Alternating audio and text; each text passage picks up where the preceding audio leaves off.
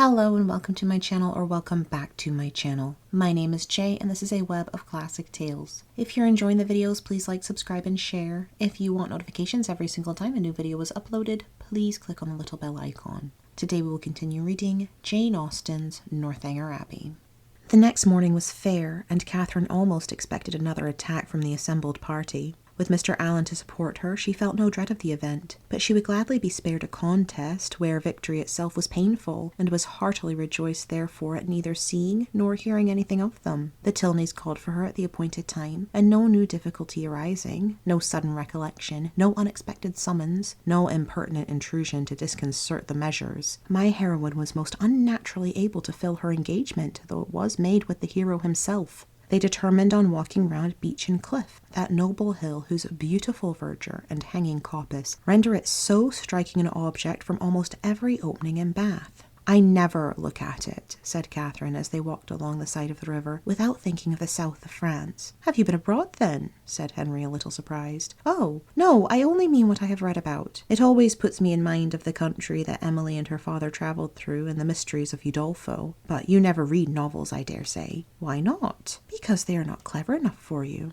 Gentlemen read better books. The person, be it gentleman or lady, who has no pleasure in a good novel must be intolerably stupid. I have read all Mrs. Radcliffe's works, and most of them with great pleasure. The Mysteries of Udolpho, when I had once begun it, I could not lay down again. I remember finishing it in 2 days, my hair standing on end the whole time." "Yes," added Miss Tilney, "and I remember that you undertook to read it aloud to me, and that when I was called away for only 5 minutes to answer a note, instead of waiting for me, you took the volume into the Hermitage Walk, and I was obliged to stay till you had finished it." "Thank you, Eleanor, a most honourable testimony. You see, Miss Morland, the injustice of your suspicion. Here was I, in my eagerness to get on, refusing to wait only 5 minutes for my sister, breaking the promise I had made of reading it aloud, and keeping her in suspense at a most interesting part, by running away with the volume, which, you are to observe, was her own, particularly her own. I am proud when I reflect on it, and I think it must establish me in your good opinion." "I am very glad to hear it indeed, and now I shall never be ashamed of liking Udolpho myself. But I really thought before young men despised novels amazingly."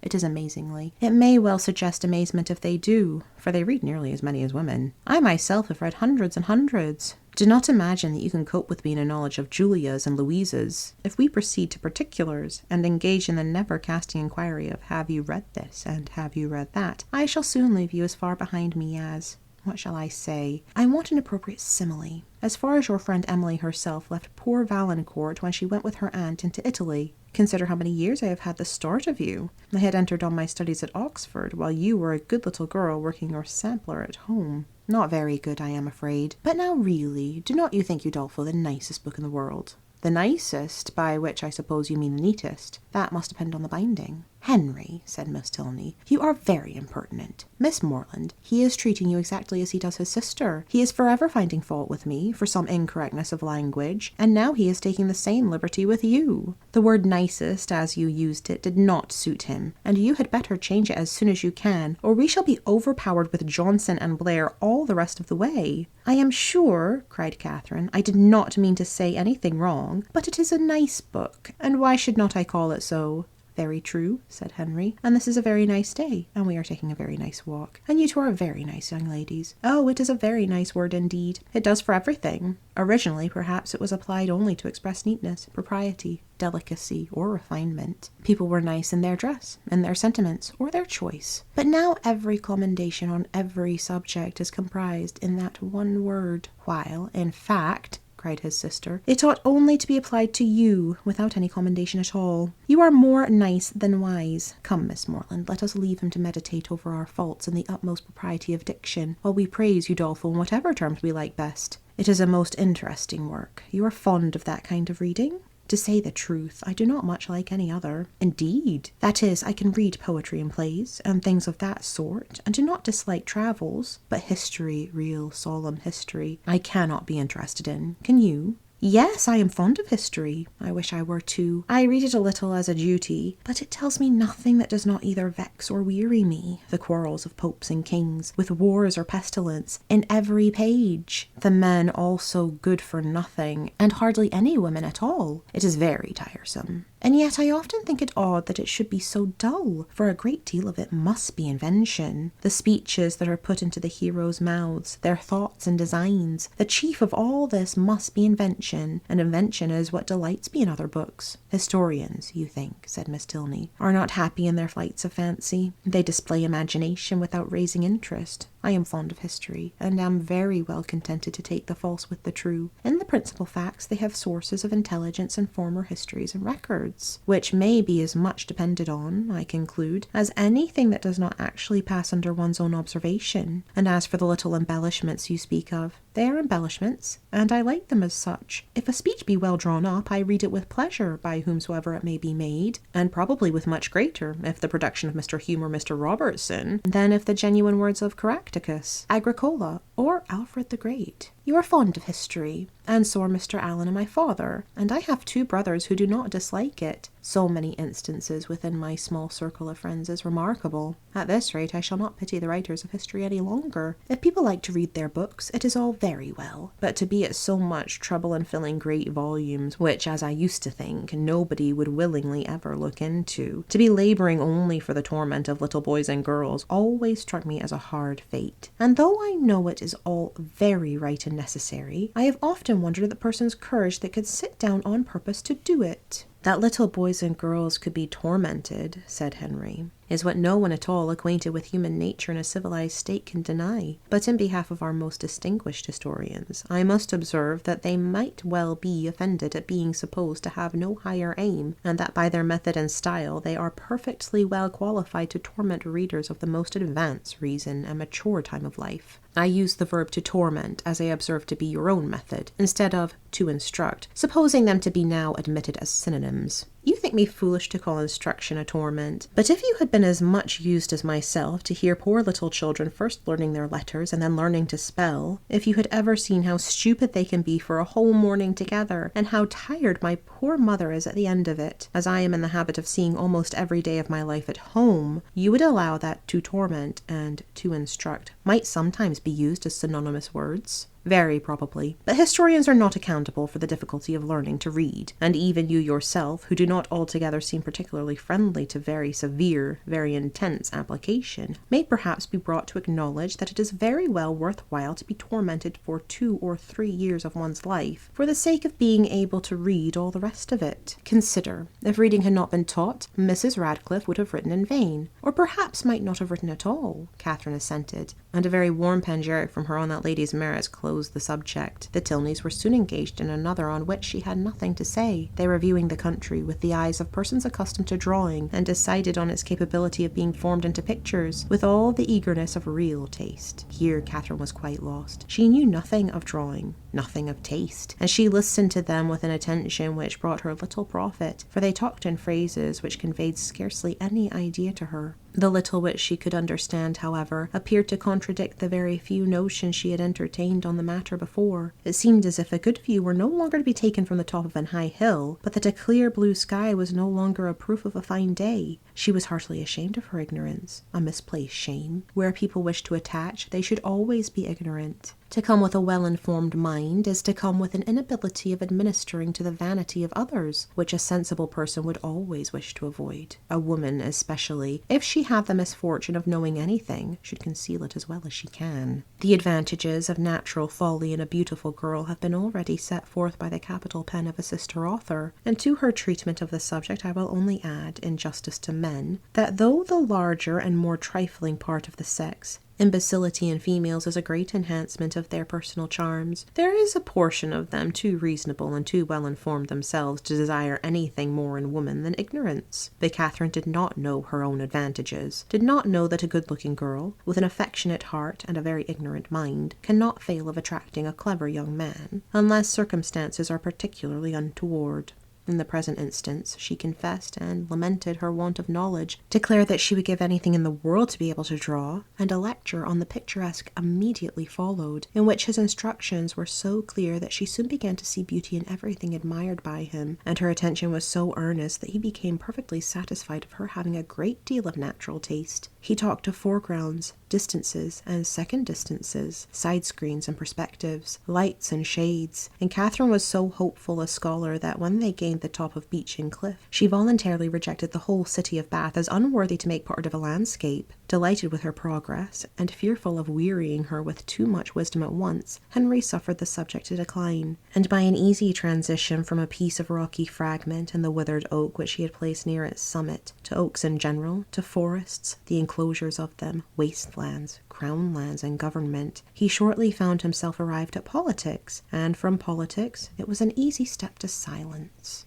The general pause which succeeded his short disquisition on the state of the nation was put an end to by Catherine, who, in rather a solemn tone of voice, uttered these words: "I have heard that something very shocking indeed will soon come out in London." Miss Tilney, to whom this was chiefly addressed, was startled, and hastily replied, "Indeed? And of what nature?" "That I do not know, nor who is the author. I have only heard that it is to be more horrible than anything we have met with yet." "Good gracious, where could you hear of such a thing?" "A particular friend of mine had an account of it in a letter from London yesterday. It is to be uncommonly dreadful. I shall expect murder and everything of the kind." "You speak with astonishing composure, but I hope your friend's accounts have been exaggerated, and if such a design is known beforehand, proper measures will undoubtedly be taken by government to prevent its coming to effect." "Government," said Henry, endeavouring not to smile, "neither desires nor dares to interfere in such matters. There must be murder, and government cares not how much." The lady stared. He laughed and added,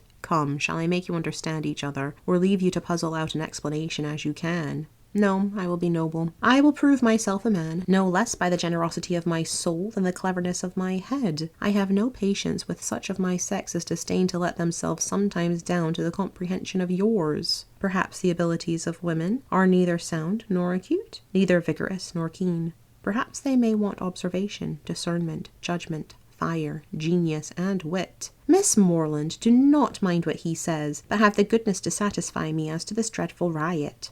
"Riot? What riot?" "My dear Eleanor, the riot is only in your own brain. The confusion there is scandalous. Miss Morland has been talking of nothing more dreadful than a new publication which is shortly to come out in 3 duodecimo volumes, 276 pages in each, with a frontispiece to the first of 2 tombstones and a lantern. Do you understand? And you, Miss Morland, my stupid sister has mistaken all your clearest expressions. You talked of expected horrors in London, and instead of instantly conceiving, as any rational creature would have done, that such words could relate only to a circulating library, she immediately pictured to herself a mob of 3,000 men assembling in St. George's Field, the Bank attacked, the Tower threatened, the streets of London flowing with blood, a detachment of the 12th Light Dragoons, the hopes of the nation, called up from Northampton to quell the insurgents, and the gallant Captain Frederick Tilney, in the moment of charging at the head of his troop, knocked off his horse by a brick bat from an upper window. Forgive her stupidity. The fears of the sister have added to the weakness of the woman, but she is by no means a simpleton in general."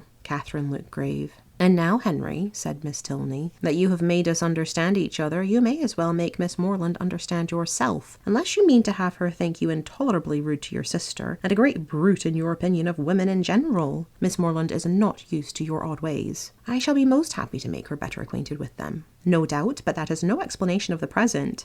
"What am I to do?" "You know what you ought to do. Clear your character handsomely before her. Tell her that you think very highly of the understanding of women." "Miss Morland, I think very highly of the understanding of all the women in the world, especially of those, whoever they may be, with whom I happen to be in company."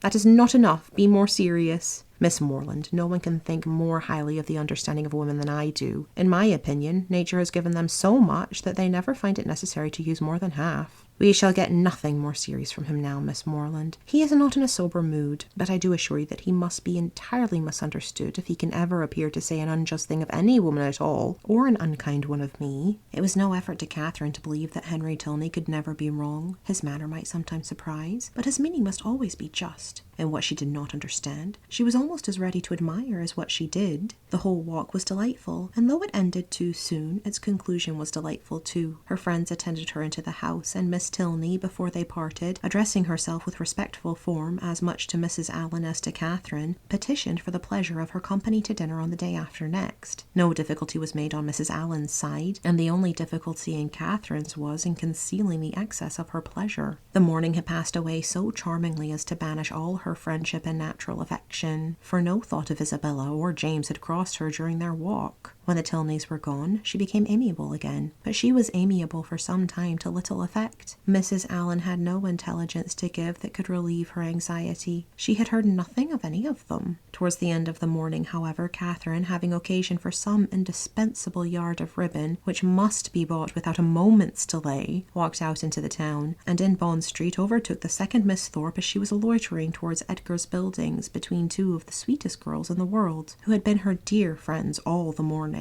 From her, she soon learned that the party to Clifton had taken place. "They set off at 8 this morning," said Miss Anne, "and I am sure I do not envy them their drive. I think you and I are very well off to be out of the scrape. It must be the dullest thing in the world, for there is not a soul at Clifton at this time of year. Belle went with your brother, and John drove Maria." Catherine spoke the pleasure she really felt on hearing this part of the arrangement. "Oh, yes," rejoined the other. "Maria is gone. She was quite wild to go. She thought it would be something very fine. I cannot say I admire her taste, and for my part I was determined from the first not to go if they pressed me ever so much." Catherine, a little doubtful of this, could not help answering, "I wish you could have gone too. It's a pity you could not all go." "Thank you, but it is quite a matter of indifference to me. Indeed, I would not have gone on any account. I was saying so to Emily and Sophia when you overtook us." Catherine was still unconvinced, but glad that Anne should have the friendship of an Emily and a Sophia to console her. She bade her adieu without much uneasiness and returned home, pleased that the party had not been prevented by her refusing to join it, and very heartily wishing that it might be too pleasant to allow either James or Isabella to resent her resistance any longer.